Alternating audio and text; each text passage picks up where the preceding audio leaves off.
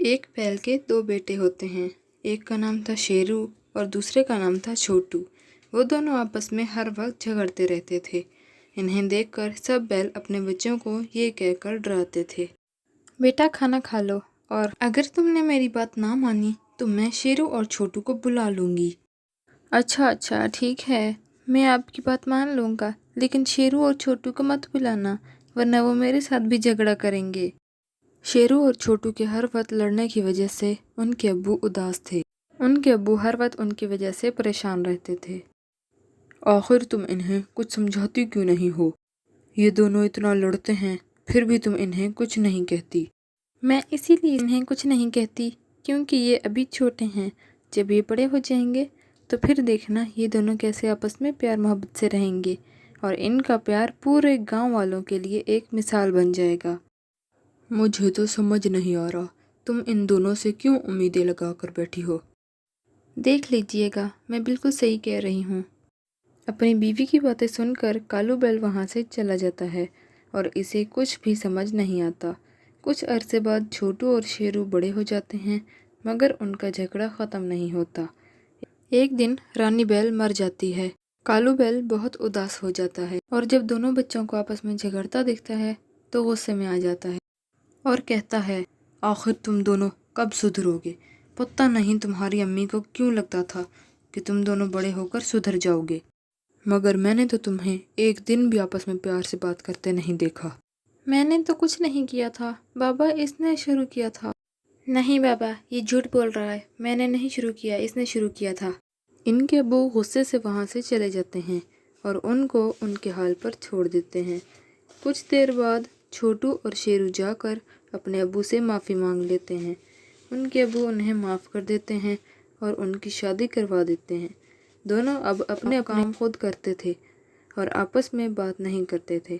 ان کے ابو پریشان ہو کر سوچنے لگے کہ ایسا کیا کیا جائے جس کی وجہ سے دونوں بھائیوں میں پیار محبت پیدا ہو جائے۔ آپ کیوں پریشان ہیں؟ اب تو ہم دونوں آپس میں لڑتے ہی نہیں بلکہ بات تک نہیں کرتے۔ بیٹا، بات نہیں کرنے سے اس مسئلے کا حل نہیں نکل سکتا۔ آخر وہ تمہارا بھائی ہے، اس سے بات نہیں کرو گے تو کس سے کرو گے؟ اگر ایسا ہی چلتا رہا تو ایک دوسرے کے کام کیسے آؤ گے؟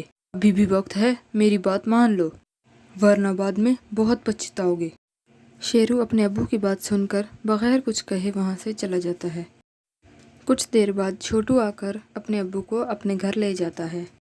چھوٹو کے 4 بچے بھی تھے، اس لیے چھوٹو کے گھر میں چھوٹو کے ابو کو زیادہ مزہ آتا تھا اور ان کا دل بھی بہل جایا کرتا تھا۔ ایک دن چھوٹو کی بیوی چھوٹو سے کہتی ہے، جب آپ گھر سے جاتے ہیں تو ہمارا کچھ راشن غائب ہو جاتا ہے اور جب آپ واپس آتے ہیں تو ہمارا راشن پہلے جتنا ہو جاتا ہے۔ آخر یہ کیا ماجرا ہے؟ اصل میں وجہ یہ تھی کہ جب چھوٹو شیرو کے گھر سے اپنے ابو کو لینے جایا کرتا تھا تو اپنے گھر سے کچھ راشن شیرو کے گھر لے جایا کرتا تھا اور وہاں چھپا کر رکھ دیتا تھا، اس وجہ سے کہ اس کے کوئی بچے نہیں ہیں تو آگے اسے کام آئے گا۔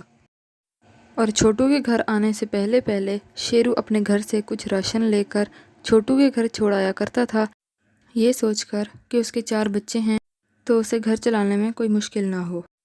کالو بیل نے چھوٹو اور اس کی بیوی کی باتیں سن لی تھی، اس لیے کالو بیل اس راز کو جاننے کے لیے ان دونوں پر نظر رکھنا شروع کر دیتا ہے۔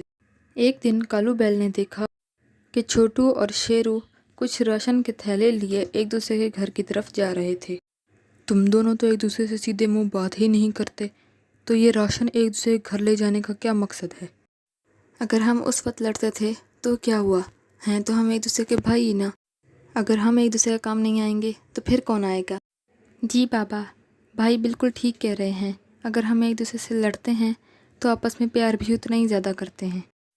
اس دن کے بعد سے دونوں بھائیوں کے پیار پورے گاؤں میں مثال بن گیا اور سب دونوں بھائیوں کی تعریفیں کرنے لگے اور ان کے ابو کالو بیل بھی بہت خوش ہو گئے۔ پیارے بچوں، اس کہانی سے ہمیں یہ سبق ملتا ہے کہ کبھی بھی اپنے بہن بھائیوں سے نفرت نہیں کرنی چاہیے اور ہر طرح کے اچھے برے وقت میں ان کا ساتھ دینا چاہیے۔ Thanks for watching.